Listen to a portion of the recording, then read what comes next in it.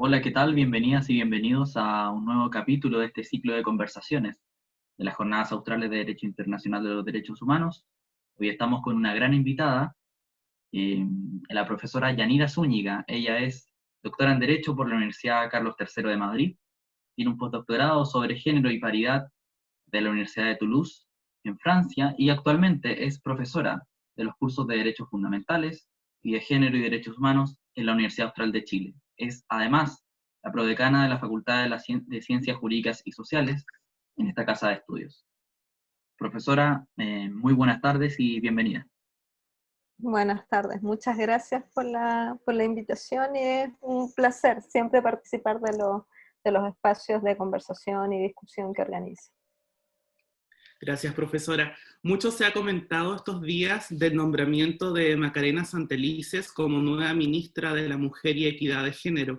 Se la ha criticado por su mínima experiencia en temas de género, además de ciertas declaraciones que ha realizado en el pasado, donde avala la dictadura del general Pinochet, con quien además tiene un parentesco. ¿Considera acertado este nombramiento por parte del gobierno?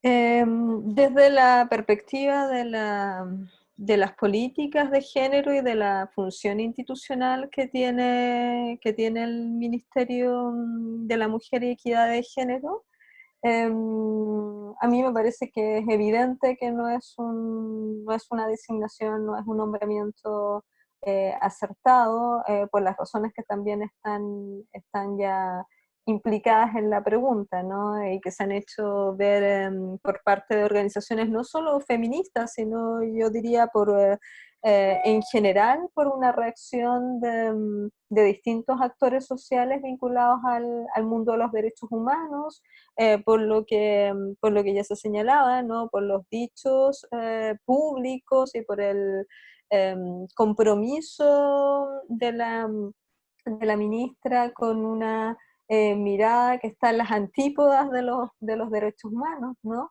Y desde luego, desde el punto de vista de su falta de experticia en la materia, y al mismo tiempo yo diría no solo de su falta de experticia, sino de sus declaraciones en torno a temas que son bien paradigmáticos para las agendas de género, que demuestran una visión de las cuestiones de género que no diría que son comprometidas con una transformación social, que esa es la orientación que uno podría decir que tienen todos los ministerios de género o de la mujer, da igual como se llamen en el mundo, desde el punto de vista de su institucionalidad, que es la transformación, ¿no? Para producir igualación entre hombres y mujeres. Y entonces, claro, los dichos de la ministra más bien pasados, más bien avalan la idea de que no tienen necesariamente un compromiso en ese sentido, sino todo lo contrario, un compromiso que pudiéramos llamar conservador. Bajo esa perspectiva es problemático.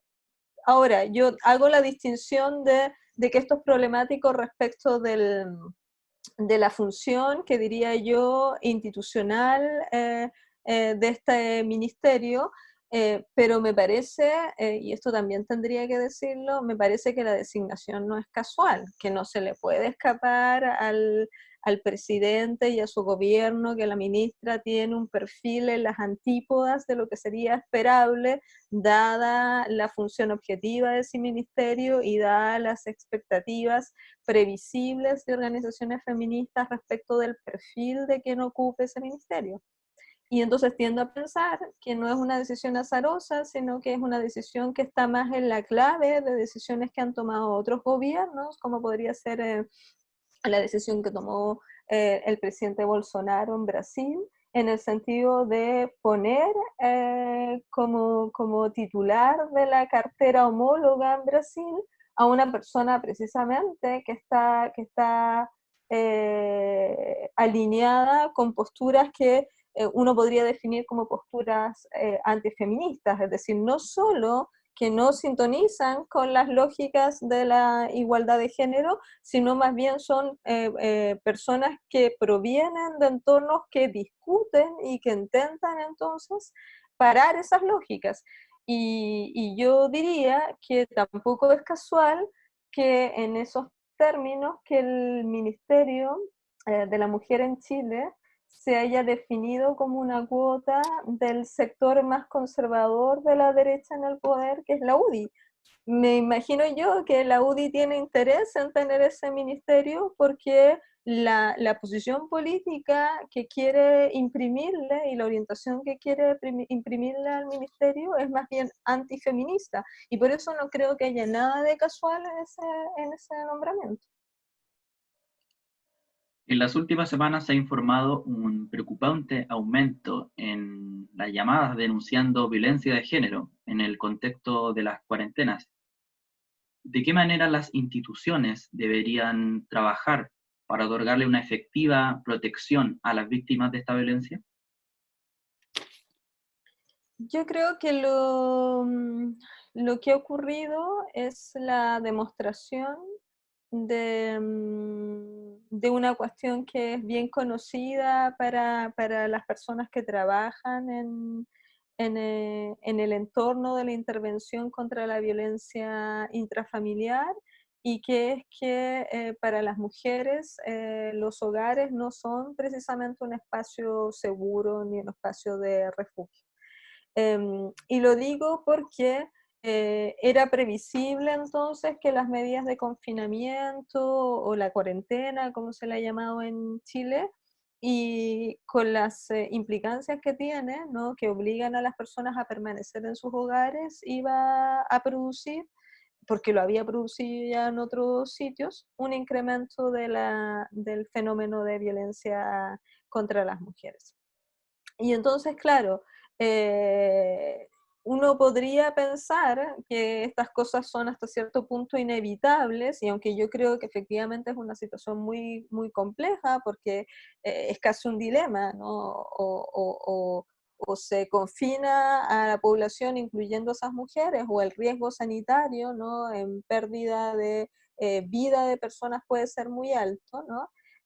Yo diría que lo que cabría haber hecho aquí es haber dispuesto más medidas, sobre todo de coordinación de los distintos operadores que forman parte de la institucionalidad de respuesta ante la violencia de género, y que me da la impresión que no están demasiado desarrolladas. Voy a decir que me da la impresión porque pueden ser que se hayan desarrollado y que no hayan sido publicadas por la prensa, y entonces sea un problema simplemente de comunicación. Pero lo que a mí me llama la atención es la insistencia en el dispositivo para llamar a hacer la denuncia, y la poca certeza que hay respecto de cuáles son las medidas de coordinación que se han tomado para garantizar que esa denuncia sea adecuadamente comunicada a la Administración de Justicia y tramitada por la Administración de Justicia, porque si las mujeres denuncian y se incentiva también a denunciar, y luego esa denuncia no produce la respuesta adecuada, y ya sabemos que en tiempos normales hay un déficit en la respuesta. Entonces hay razones para pensar que en tiempos como este, en que los tribunales están funcionando ralentizados, en que muchas de las audiencias se hacen online, en que la policía no tiene una dotación completa, ni toda esta dotación que tiene disponible está necesariamente vinculada a la atención de los casos de violencia de género. Si no se produce una coordinación institucional, yo diría todavía más proactiva, más integral, las posibilidades de que esos llamados a denunciar sean medianamente eficaces son bajísimas. Entonces, yo lo que he visto es alguna comunicación del Poder Judicial, en el sentido de que especialmente las audiencias de tribunales de familia debieran estar mantenidas en términos relativamente normales para dar una buena garantía, pero recordemos que no toda la violencia intrafamiliar se tramita por vía de tribunales de familia, mucha entra a través del sistema procesal penal, y ahí tengo más dudas. Lo que no he visto en realidad es una visibilización, y con esto insisto, no estoy diciendo que no la haya, digo que solo no se ha comunicado que haya una coordinación entre las distintas instituciones implicadas, los distintos programas, y eso me parece raro a lo menos porque el no comunicar en estas materias, incluso suponiendo que se haya hecho algo, y tampoco lo sabemos, el no comunicar también es complicado porque no da certezas a las mujeres de qué pueden esperar. Entonces, la conducta de mujeres de no denunciar o de servirse de algunas pocas redes privadas parece más racional que denunciar, exponerse y no saber cuál es el destino de esa denuncia. Profesora, cuando anunciamos que estaría usted invitada en este espacio, mucha gente nos solicitó que le pidiéramos que pudiera explicar en qué consiste el feminismo y si es que hay una teoría general al respecto.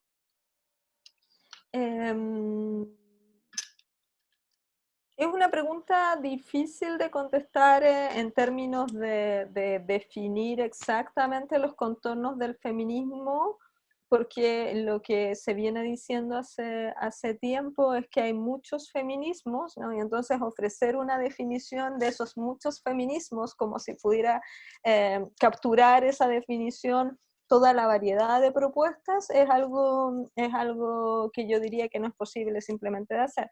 Entonces, lo que yo diría es que sabiendo que hay variantes importantes de feminismo, o quizás para ser más estricto, muchos feminismos, lo que uno podría hacer es preguntarse que debe tener una cierta visión sobre los problemas relativos a las relaciones entre hombres y mujeres en particular, ¿no? Que suele ser aquella que se entiende como parte de la discusión feminista per se, que debe tener una visión sobre esta cuestión para poder calificarse de un feminismo dentro de los varios posibles, ¿no? Y ahí yo diría que lo propio de las teorías feministas o de las aproximaciones feministas es que partan de al menos dos supuestos, ¿no? Un supuesto que quizás es el más conocido, ¿no? Que es el presupuesto de acción política, pero que tiene una base ética, ¿no? Los feminismos partan de la base de que hay un problema de desigualdad, ¿no? Y que es un problema, es decir, que hay una injusticia detrás de una cierto tipo de relaciones sociales, y que entonces, como hay una injusticia, es necesario superar esa injusticia. Ahí viene la vertiente política que siempre está detrás del feminismo, siempre hay una propuesta de transformación político-social. Y el segundo presupuesto, que yo diría que es propio de las teorías feministas, es la idea de que esas relaciones de carácter injusto entre hombres y mujeres tienen su base en ciertas estructuras sociales, es decir, no dependen solo de la voluntad subjetiva de los intervinientes en estos procesos, es decir, no suponen que los hombres sean por el solo hecho de ser hombres, ni un hombre en particular, llamémosle mal o el enemigo, como se le quiera llamar, ni tampoco que las mujeres sean responsables de lo que les pasa, ¿no? En el sentido de que debieran haber hecho algo más o no haber hecho algo. Por ejemplo, la típica idea de que para que usted no sufra una violencia sexual debería entonces comportarse de cierta manera. A lo mejor usted hizo algo que le expuso, ¿no?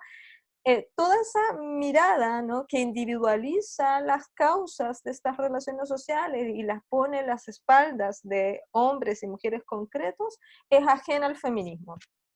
Las teorías feministas suponen, al contrario, que hay estructuras de distinto tipo, sociales siempre, que son las que explican entonces estos fenómenos. Por supuesto que eso puede combinarse con biografías personales, ¿no? Con características de esos hombres y de esas mujeres.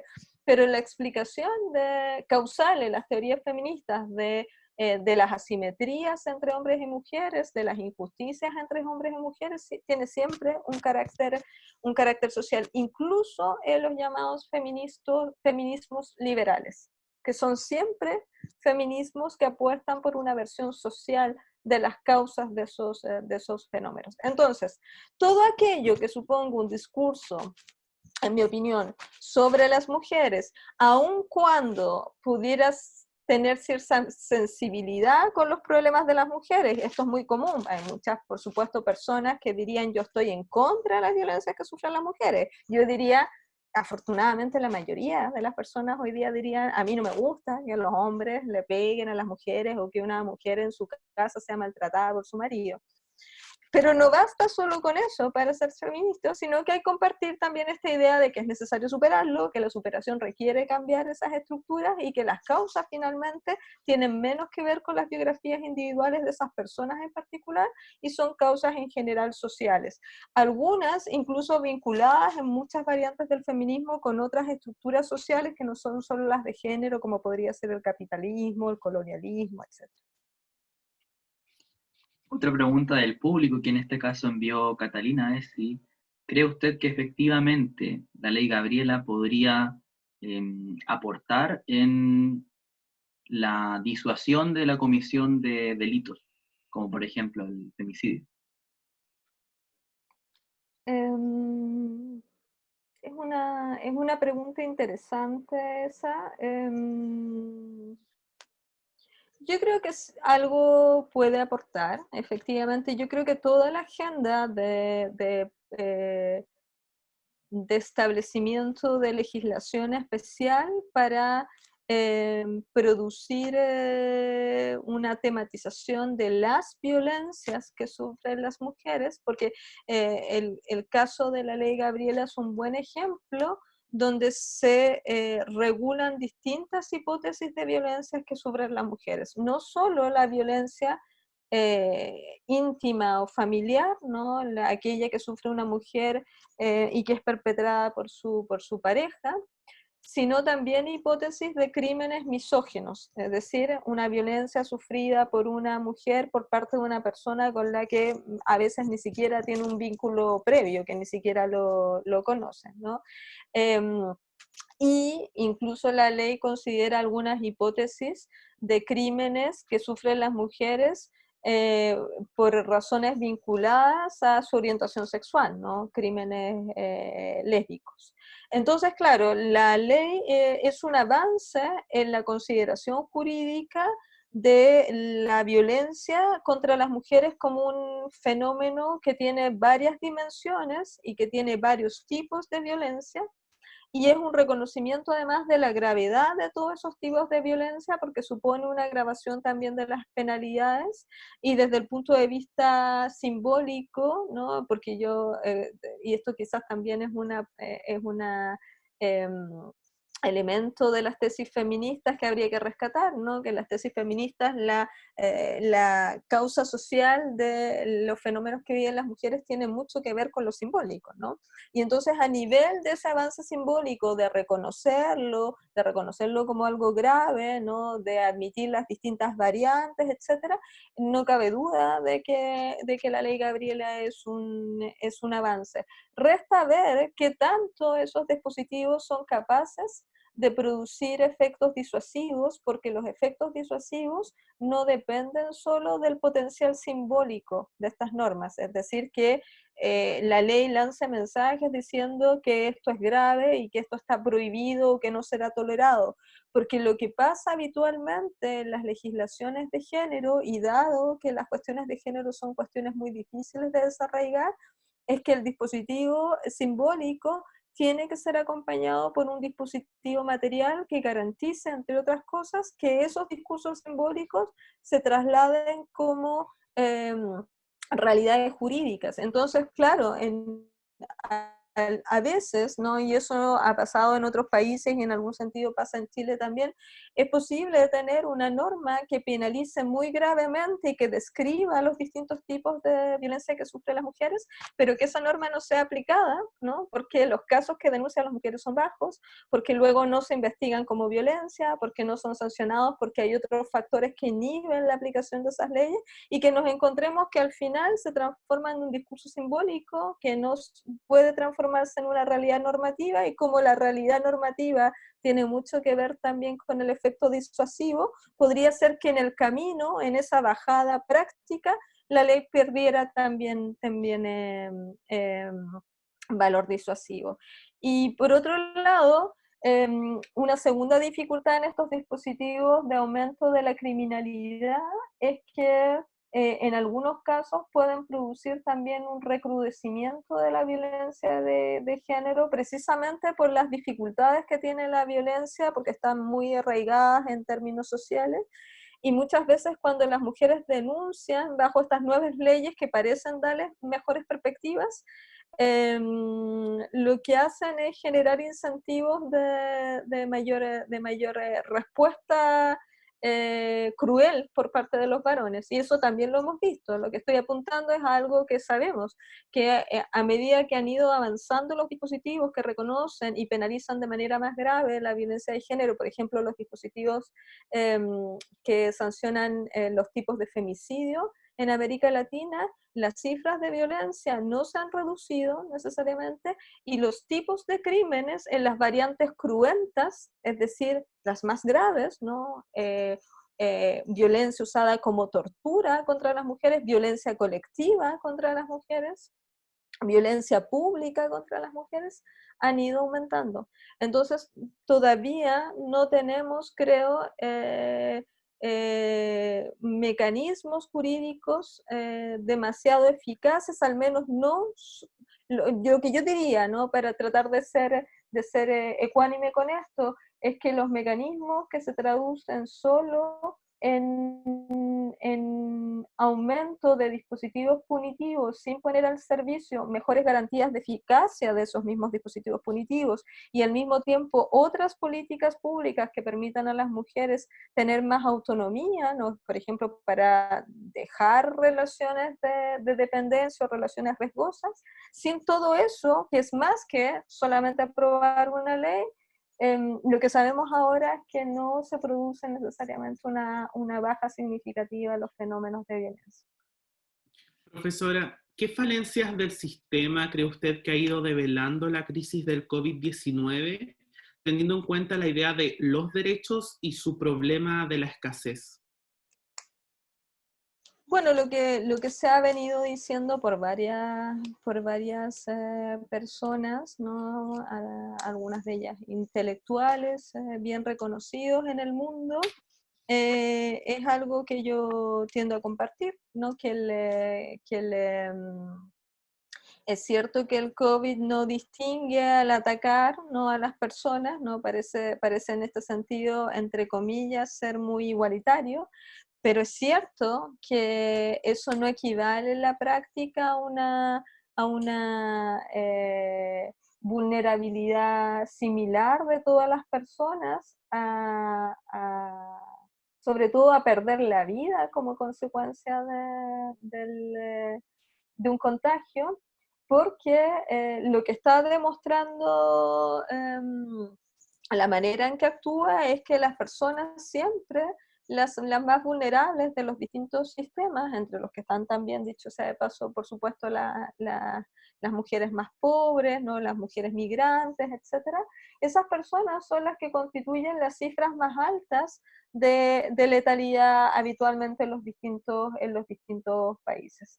Y entonces, claro, para responder a tu pregunta, pareciera ser entonces que luchar contra una pandemia, contra el COVID, como el COVID, perdón, no solo supone tener una especie como de respuesta sanitaria que pueda basarse sobre cuarentenas, sino asumir las condicionantes sociales que hacen que las cuarentenas puedan ser efectivas y al mismo tiempo también evitar que las cuarentenas pudieran producir los efectos económicos desastrosos que sabemos que están empezando a producir por la vía de entonces una inversión de fondos estatales para asegurar un tejido de respuesta social que pudiera proteger a las personas que son más vulnerables tanto a perder sus vidas por los contagios como luego a ver muy afectada, en el caso incluso que no se contagian, muy afectadas a sus condiciones de vida. Es decir, lo que yo diría es que lo que nos ofrece el COVID también es un escenario en que debemos acostumbrarnos a pensar la vida no solo como vida biológica, sino como proyecto de vida. Y muchas personas que no van a ser contagiadas, ¿no? Que no van a sufrir esto, van a tener una alteración profunda de sus proyectos de vida y como aparece implícito en la pregunta, eso tiene que ver también con la cobertura de los derechos sociales, de derechos verdaderamente humanos, garantizados sobre todo para ciertos grupos de personas. Y entonces, claro, la limitación de los recursos, que al final no es más que una limitación muchas veces política, ¿no? De a dónde decido poner esos recursos, está jugando en países como Chile también un rol muy importante en acrecentar la vulnerabilidad de ciertas personas a sufrir los efectos de esta pandemia de manera mucho más severa que otras. Yo reconozco que el solo pensar ayer, o estos días, yo no sé si fue ayer o anteayer, que se anunció la cuarentena general para la región metropolitana, para el Gran Santiago, ¿no? Para el Gran Santiago en realidad, y pensar que el horizonte de recursos que le promete el Estado a muchas personas son del orden de 65.000 pesos, me generó una angustia enorme, ¿no? Y una angustia que es la angustia de quien puede tener una empatía por eso, pero que no lo sufre.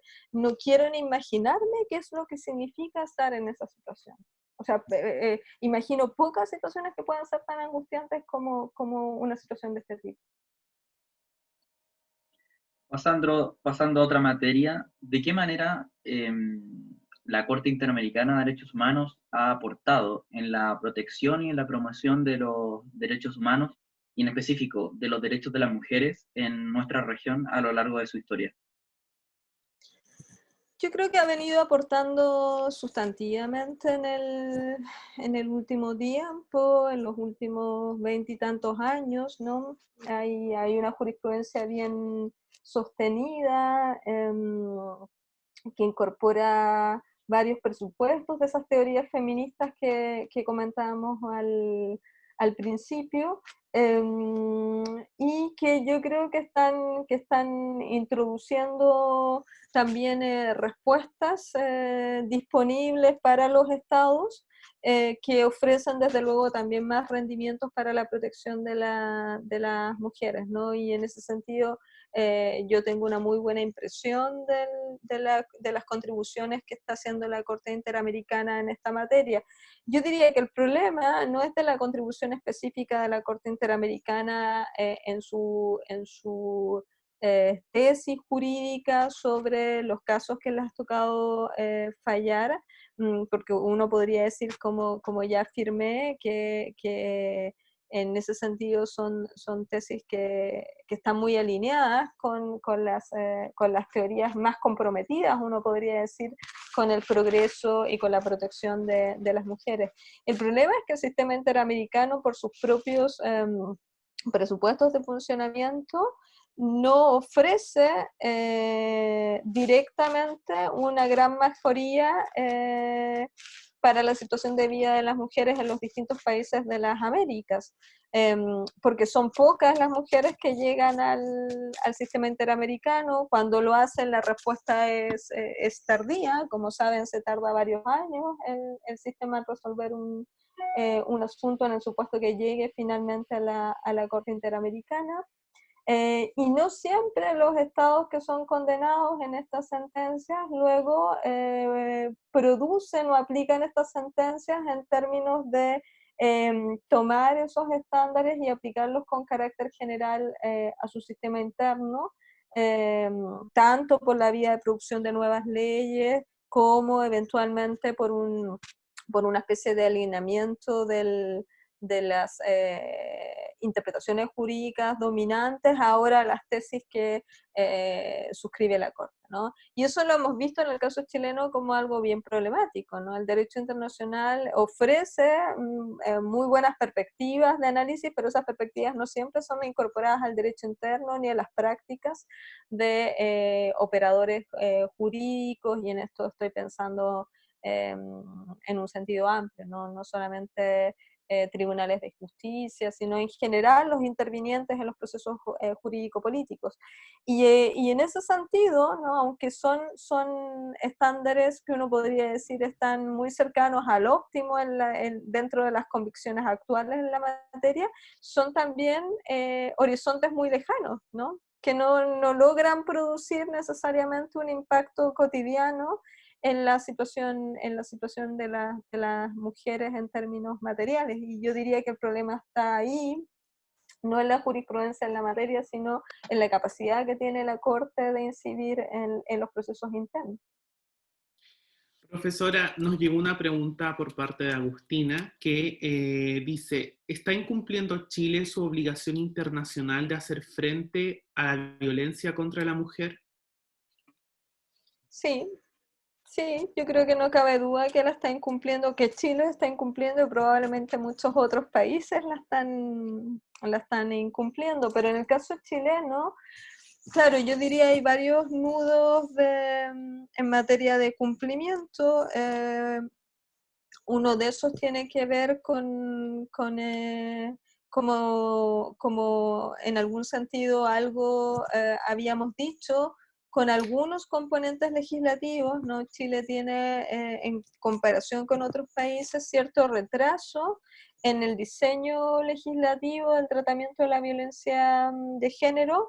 Ya comentábamos que en ese nivel, ¿no? En el nivel estrictamente del discurso jurídico, la ley Gabriela claramente significa un avance, pero hay otros tantos dimensiones de la violencia. Recordemos que la ley Gabriela lo que hace es expandir el tipo de femicidio, ¿no? Y incorpora otros supuestos, pero el femicidio es uno de los crímenes que sufren las mujeres, ¿no? Y verificado además por la pérdida de las propias vidas de esas mujeres. Pero no todas las violencias que sufren las mujeres significan una amenaza o pérdida de sus vidas. Y en el caso chileno tenemos una serie de hipótesis, ¿no? De afectación por vía de violencia de los derechos de las mujeres que no están regulados. El acoso sexual es uno de ellos, ¿no? Que es bastante conocido porque se ha ido discutiendo en las movilizaciones feministas en el último tiempo, que tiene una regulación muy centrada en las relaciones laborales, ¿no? Estatalmente no hay otra regulación, hay un proyecto de ley de acoso sexual en el ámbito universitario que quedó suspendido en su tramitación, que lo estaba viendo la Comisión de Educación de la Cámara de Diputados, y que quedó suspendido en su tramitación por parte o con motivo, perdón, de la crisis del COVID. Hay otro proyecto que establece un derecho a vivir libre de violencia, que lo que busca es establecer una concepción general de la violencia, multidimensional, que se está tramitando y también quedó en algún sentido ralentizado en el Senado, que incorpora varias definiciones de violencia, distintos niveles de violencia que hoy día no están reconocidos en la ley actual. Por lo tanto, hay todo un nivel de incumplimiento que tiene que ver con no regular la violencia como se supone que tiene que regularla, ¿no? Como una prohibición de violencias en los distintos espacios de la vida social, no solo en el espacio íntimo que había sido el foco de las leyes chilenas. Y por supuesto está toda la otra dimensión, ¿no? De las prácticas jurídicas interpretativas, ¿no? En las que Chile no creo que haya avanzado mucho. De hecho, quizás a mí es esa la dimensión que me parece más problemática, porque incluso si se avanzara en una mejor legislación, nada indica de que con un mejor, de que va a haber un mejor modelo de interpretación de esas reglas jurídicas por parte de los tribunales, y yo creo que en materia de interpretación respecto a la violencia de género, dejando de lado la contribución que han hecho los tribunales de familia, que sí me parece que es necesario rescatarla, porque ha sido efectivamente muy, muy progresista en la materia. En los otros niveles me parece que hay retrasos muy importantes que difícilmente se resolverían solo con avances legales. Otra pregunta que nos han enviado es sobre cuáles recursos judiciales tendrían las personas, las mujeres víctimas de violencia de género, por ejemplo, en nuestro país, y qué otras medidas, por ejemplo, del derecho comparado podrían implementarse en nuestro país respecto a recursos judiciales, por ejemplo. Bueno, los recursos son según los tipos de violencia, y quizás ahí también hay una dispersión en otros lugares. Esto no tiene que ver con los recursos, pero en algún sentido hay algo de la cuestión de la respuesta en términos de la judicatura. En otros sitios se han implementado modelos de concentración de la competencia en materia de respuesta a la violencia de género para crear judicaturas especiales, y eso podría eventualmente vincularse a un sistema de recursos que fuera más unitario. En el caso chileno hay diversas formas en las que uno podría denunciar la ocurrencia de casos de violencia. No todas son penales, algunas son penales, y la eficacia es variada, en parte por lo que venía diciendo, ¿no? Porque incluso cuando son penales, no siempre el hecho de que la respuesta esté inscrita en un modelo en que uno pudiera esperar que el Estado va a aplicar una sanción penal, que podría ser privativa de libertad, dado que en el sistema penal hay estándares altos que satisfacer, no siempre las mujeres obtienen una respuesta en ese sentido. Y luego hay una serie de otros procedimientos que se podrían ocupar, ¿no? Que son procedimientos laborales en el caso de afectaciones de violencia en el plano laboral. Uno podría pensar que quizás algunas hipótesis de violencia podrían ser atacadas incluso por recursos de protección, etcétera, ¿no? Hay una gama importante. Quizás lo que yo diría, y recordando la pregunta que antes se me formulaba y que no lo puntualicé, que uno de los grandes problemas donde uno quizás no tiene un recurso disponible tan claro, a menos que se produzcan ciertos resultados graves en la integridad de una persona, son los casos de violencia en el pololeo, que tienen una alta incidencia en nuestro país, y ahí las personas normalmente no tienen a dónde recurrir, ¿no? Porque no son considerados relaciones de familia, porque no siempre ingresan al sistema penal. Así que yo distinguiría, o sea, casos en que hay recursos, pero esos recursos no siempre son eficaces. Quizás lo que hemos visto en estos últimos tiempos, la proliferación de las funas, da cuenta también en parte de la poca, yo diría poca eficacia y poca credibilidad que tiene el sistema jurídico para procesar los casos de denuncias contra las mujeres, ¿no? La alta incidencia que hemos visto de respuesta por vía de funas nos está hablando de esto, no solo nos está hablando de una especie como de respuesta colectiva y racional de las mujeres, sino también de una respuesta alternativa a la carencia en algunos casos de vías judiciales adecuadas en términos tanto de su eficacia como de su garantía de protección, y en otros casos derechamente, como los casos de violencia en el pololeo, yo diría que uno podría decir que hay prácticamente nada a donde se pueda recurrir con un mínimo estándar de protección. Profesora, ¿usted cree que existen lagunas en la aplicación de los estándares internacionales a nivel nacional en materia de violencia de género? Bueno, eso requeriría tener un concepto de lagunas Yo diría, sin entrar en la discusión técnica sobre si son lagunas o son más bien contradicciones, ¿no? Yo diría que hay casos efectivamente problemáticos, y que esos casos problemáticos, algunos tienen que ver con zonas de no regulación y que uno podría calificar de lagunas, como podrían ser efectivamente los casos de violencia en el pololeo, que no tienen un resultado lesivo o que no suponen, por ejemplo, unas lesiones importantes en el cuerpo de las mujeres. Esos casos son difíciles de tramitar, por ejemplo, los típicos casos de violencia psicológica casi no tienen una recogida en el sistema. Dentro de eso, las violencias sexuales que no se traducen en violación tampoco tienen una recogida clara en el sistema, los llamados acosos en general, ¿no?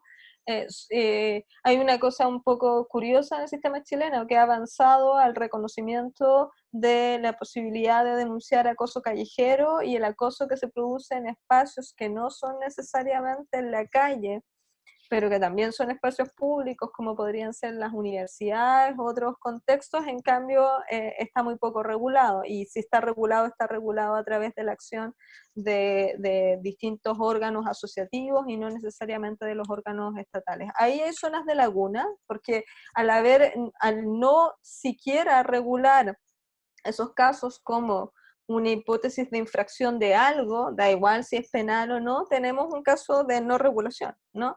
Y otros casos yo diría que son de contradicciones. En los casos penales, gran parte de los problemas se producen porque la manera en la que se comprenden muchas veces el principio de inocencia y las garantías procesales evitan que los casos de denuncias formuladas por mujeres, en que usualmente, por ejemplo, las violaciones, la única prueba de cargo, la prueba fundamental de cargo es la propia declaración de la víctima, muchas veces los tribunales, ¿no?, y los operadores jurídicos, incluso fuera de estos niveles, entienden que no basta con la sola declaración de la víctima para probar, y que si se probara o se tuviera por acreditado un caso con la sola declaración de la víctima, esto sería por definición entonces una afectación del principio o de la presunción de inocencia. Y esa manera, que está muy arraigada en ciertos operadores jurídicos de comprender la cuestión,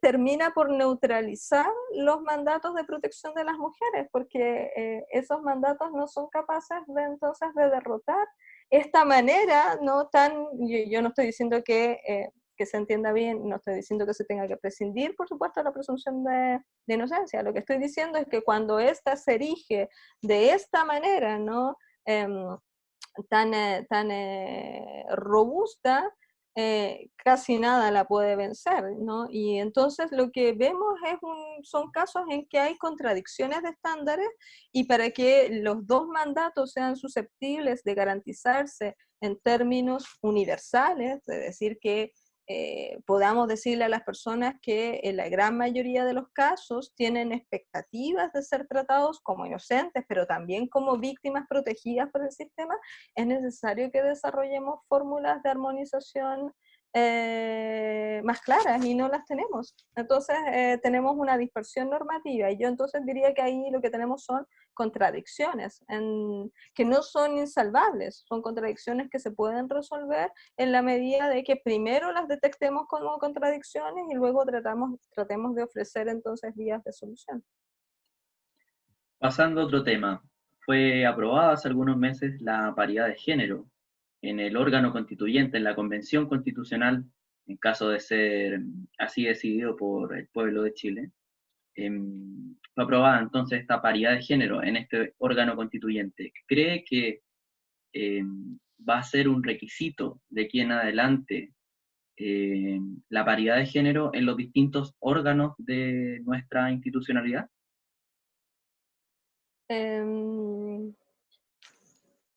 O sea, yo no puedo saber, siempre es difícil hacer un juicio prospectivo, ¿no? Pero yo lo que sí me atrevería a decir es que es muy improbable, ¿no?, que si se logró instalar el sistema de asignación paritaria de escaños, que al final, si uno lo mira bien, es una es una regla electoral, de carácter constitucional, por supuesto, muy importante, pero es una regla electoral, pero que esa regla electoral cambió entonces la manera en que nos planteamos la discusión sobre la participación política de las mujeres, porque la regla electoral lo que impuso es la tesis de que esa participación tenía que ser paritaria en el resultado, es decir, debiéramos asegurar, ¿no?, que los órganos de producción normativa, en este caso uno tan importante como la Convención Constituyente, debiera integrarse a partes iguales por hombres y por mujeres. Y entonces yo diría que como las discusiones político-jurídicas son discusiones habitualmente acumulativas, sería muy difícil que luego, si decidimos otorgar una constitución bajo este procedimiento, luego nos sentáramos a discutir sobre bases muy distintas a esta. O sea, tendería a pensar entonces que va a haber una cierta inercia de la idea de paridad en la discusión constituyente, y que sería sensato y que entonces podría ser muy persuasivo que se adoptara la tesis de que si ya entendimos de que esto era valioso para otorgar la Constitución, podríamos entender entonces que la Constitución también podría recoger este principio. Otra cosa es luego saber, así en una discusión de ese tipo, un eventual principio de paridad ahora dentro del contenido de una nueva constitución podría enfocarse solo a las cuestiones, llamémosle, de distribución del poder político en un sentido más estricto, como la integración del Congreso chileno o incluso de los gobiernos centrales, o abrirse a la composición de otros órganos dentro del plano de distribución del poder político, o incluso más, ¿no?, a órganos de la función pública, como podría ser el Poder Judicial, o a órganos privados, como podrían ser los directores de empresas. ¿Por qué no estoy nombrando todo esto? Porque esa es la tendencia que ha recorrido el modelo de paridad en otros sitios, sin necesidad en todos los casos de un principio constitucional, pero yo veo, para resumir, buenas perspectivas para tener esa discusión en Chile, porque además en Chile logramos algo que al menos en regla electoral nadie había logrado, que es que se garantizara una regla electoral con resultado paritario. Lo que garantizaban las reglas electorales de paridad en otros sitios, también incluida para discusiones constituyentes, era una regla electoral con resultado solo en la composición de las listas, que no es lo mismo que el resultado de la elección. Y nosotros lo que hicimos en Chile es garantizar esto último, y eso es mucho más poderoso que lo que se venía haciendo solo en materia electoral en el resto del mundo. Entonces yo diría que hay buenas perspectivas para tener una discusión más bien optimista, ¿no?, con perspectivas de transformación importante en el marco del otorgamiento de una nueva constitución. Profesora, hablemos acerca del control de convencionalidad. ¿Considera que es una amenaza a la autonomía de los estados o algo necesario para la eficacia de la protección de los derechos humanos en la región? Yo diría que el control de convencionalidad es un instrumento que ofrece muchas posibilidades,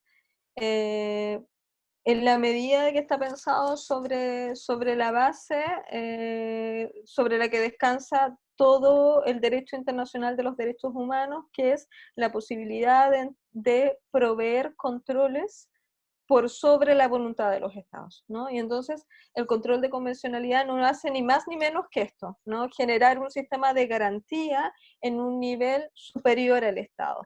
Hay buenas razones para tener sistemas de garantías, es decir, sistemas que signifiquen, en los términos creo que lo planteaste, limitaciones de la soberanía estatal. Bueno, sí, sobre todo desde la Segunda Guerra Mundial en adelante, no tenemos dudas que tenemos muchas razones. Bueno, también antes de eso se sabía, lo que pasa es que el compromiso con la idea de protección de derechos humanos se ha fortalecido significativamente después de la Segunda Guerra Mundial, y entonces ahora nos parece extraordinariamente problemático que los estados pudieran hacer cualquier cosa, ¿no?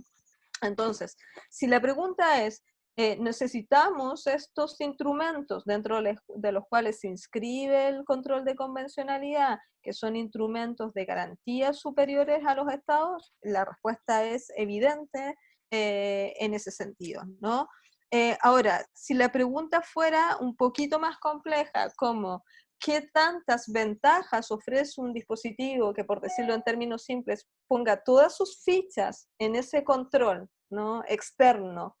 Yo creo que eso hay que mirarlo con más cuidado, en parte por lo que señalaba antes a propósito de mi respuesta respecto de cuál es el impacto de la jurisprudencia de órganos como la Corte Interamericana, porque el control de convencionalidad, para quien no lo sepa, es básicamente la posibilidad de que las normas del sistema interamericano y los fallos de la Corte Interamericana aplicando esas normas del sistema, particularmente la Convención Americana, pero también podría ser, por supuesto, la Convención de Belén do Pará, que prohíbe la violencia contra las mujeres, que esas normas y esos fallos, entonces, sean aplicados preferentemente a las normas y fallos también en el sistema interno, ¿no? Y entonces es evidente que si uno trata de poner todas las fichas en el control de convencionalidad, se produce un poco lo que yo ya mencionaba, que el sistema internacional tiende a ser una respuesta un poco ajena para la vida cotidiana de las personas, aun cuando en el control de convencionalidad se supone que se articula como respuesta interna, es decir, los tribunales prefieren simplemente aplicar los estándares internacionales. Pero yo sigo pensando, y por supuesto que hay buenas razones para pensar que todo el desarrollo del sistema internacional le ha hecho mucho bien a la protección de derechos humanos. Yo sigo pensando que sigue siendo muy relevante que los propios estados, a través de sus comunidades políticas, sean capaces de otorgar garantías a los derechos en el plano de sus reglas internas. Es decir, que uno no debiera abandonar en la protección de los derechos humanos, no debiéramos pensarlo como estrategias alternativas, sino como estrategias complementarias. Y uno no debiera abandonar entonces la discusión política interna para mejorar los sistemas de garantía interna. Y entonces no necesitamos siempre el control de convencionalidad. Podría ser incluso que el control de convencionalidad pudiera ser en algún sentido un techo, porque uno podría pensar, al menos hipotéticamente, que un Estado podría ir más allá de las exigencias del sistema internacional en la protección, y eso sería muy deseable también. Profesora Yanira Zúñiga, muchas gracias por su tiempo, le agradecemos por compartir junto a nosotros en este espacio. Muchas gracias a ustedes, y mucha suerte en el ciclo de conversaciones. Muchas gracias. Gracias a todos quienes estuvieron viendo este capítulo, disponible en YouTube, en Instagram TV también, en nuestra cuenta de Instagram, y será hasta una próxima oportunidad.